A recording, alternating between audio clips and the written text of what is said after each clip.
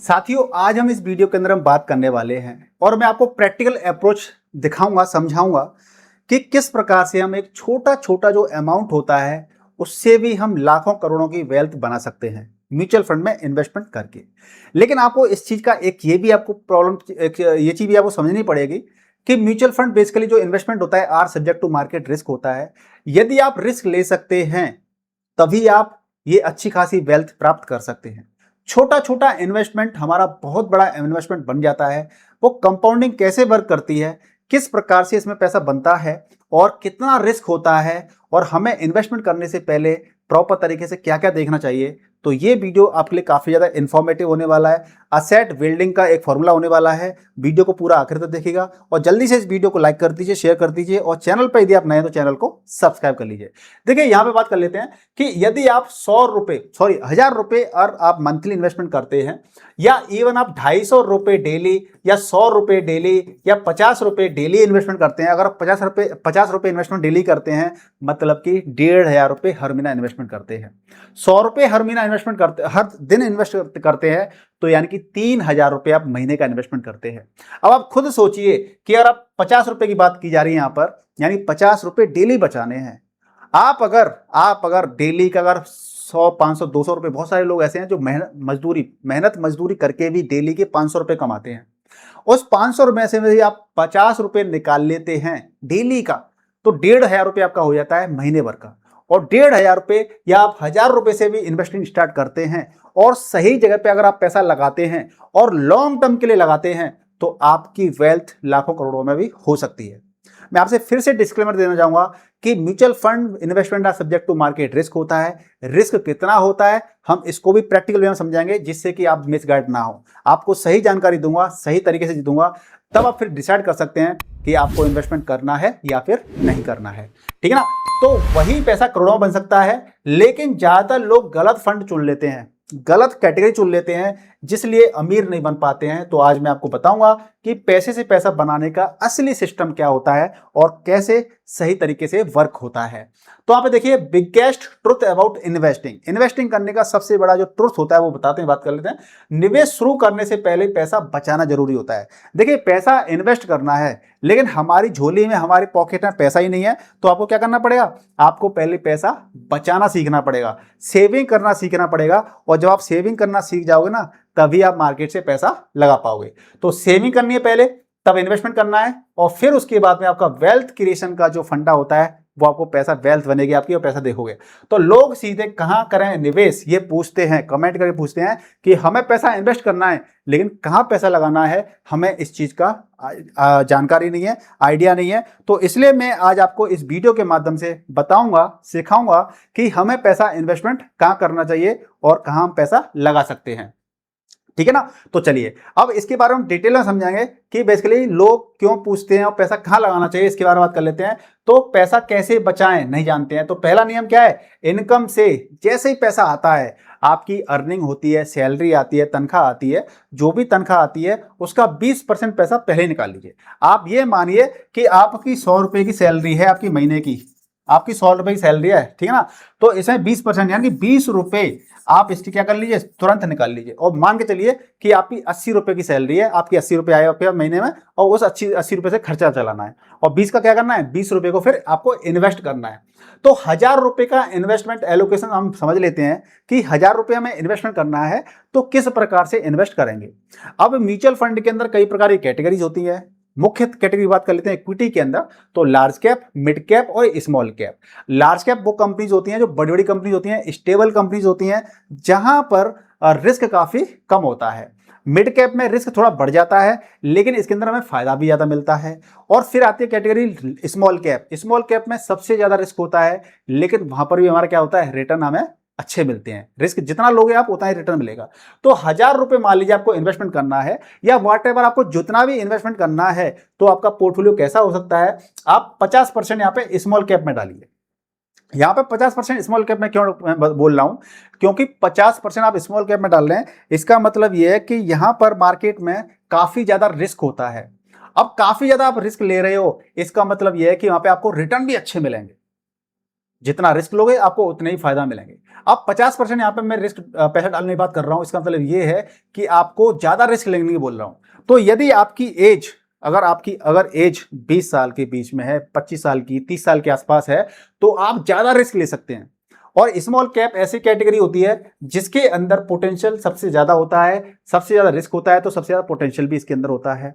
तो आप अगर यहां पैसा लगाते हैं तो आपको अच्छे रिटर्न मिलेंगे। यानी कि आपने 50% कैपिटल आपने यहां लगा दिया है, यानी कि 50% कैपिटल क्या होगी, तेज रफ्तार से ग्रोथ कर सकती है। 20 से 30% आपका पैसा मिड कैप कैटेगरी के जो म्यूचुअल फंड होते हैं वहां पे लगाना चाहिए, और बैलेंस हाइब्रिड फंड या हम कहें लार्ज कैप, वहां पर आपको 20% पैसा लगाना चाहिए। यह एक सामान्य सलाह से उल्टा हो सकता है, लेकिन लॉन्ग टर्म में वेल्थ यहीं से बनती है। यह सामान्य सलाह में क्या हो सकता है, ज्यादा एग्रेसिव हो सकता है।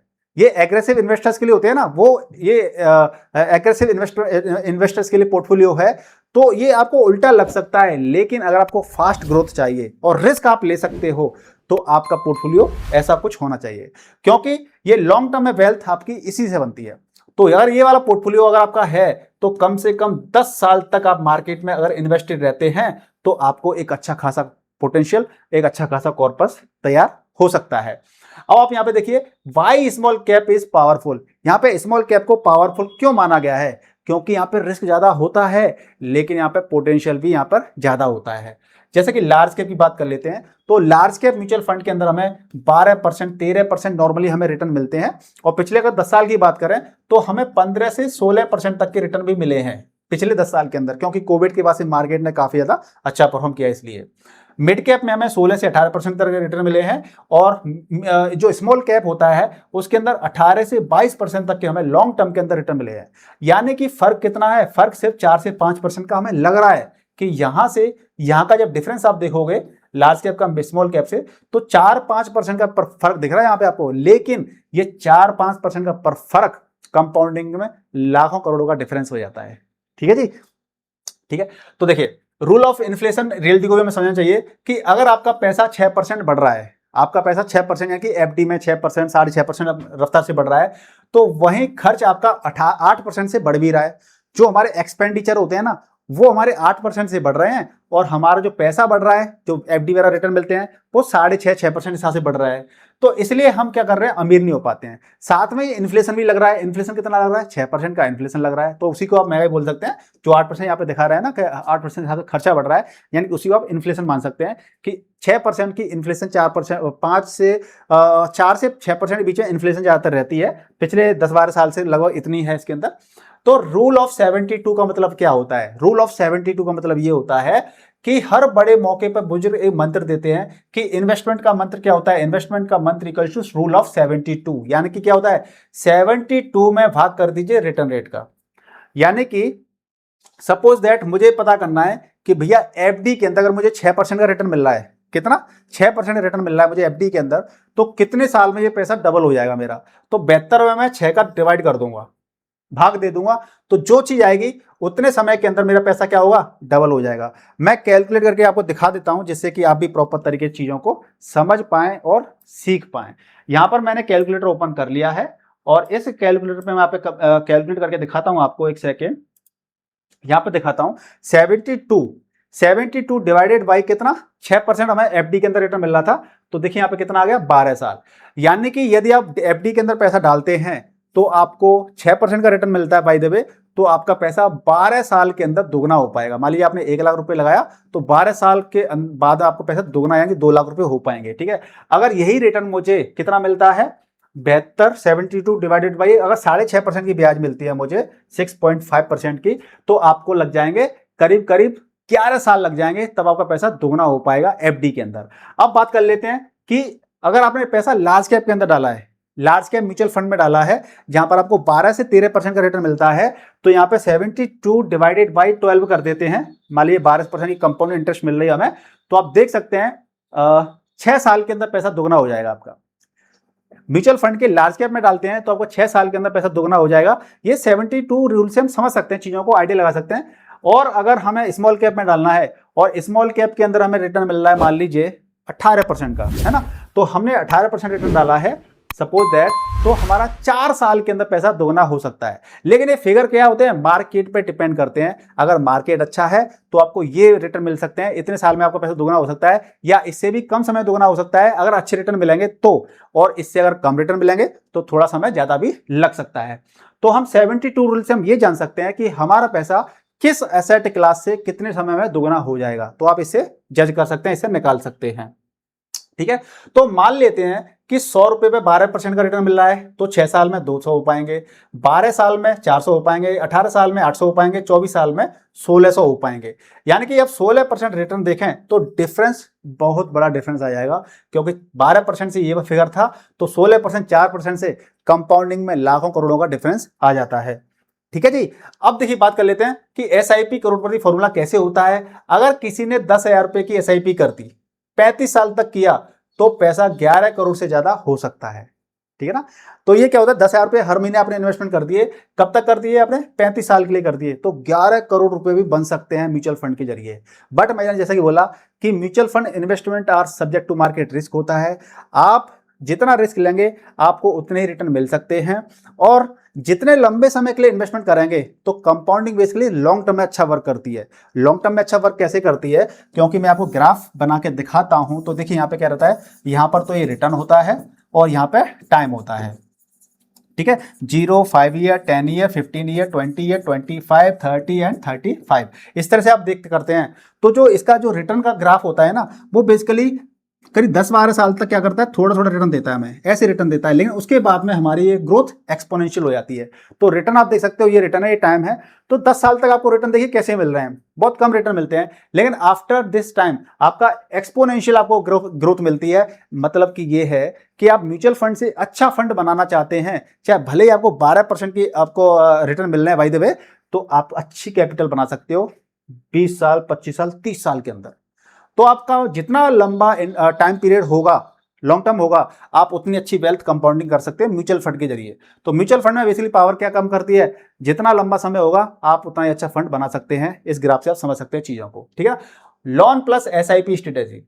लोन प्लस एसआईपी स्ट्रेटेजी का मतलब ये होता है कि अगर आपका लोन चल रहा है, ठीक है, तो देखिए अगर आपने घर का लोन लिया है 20 साल का, तो ईएमआई 10% एसआईपी शुरू कर सकते हैं, ईएमआई का 10% एसआईपी शुरू कर सकते हैं। रिजल्ट क्या रहता है, इन्वेस्टमेंट रिटर्न आपका लोन के इंटरेस्ट से ज्यादा होता है।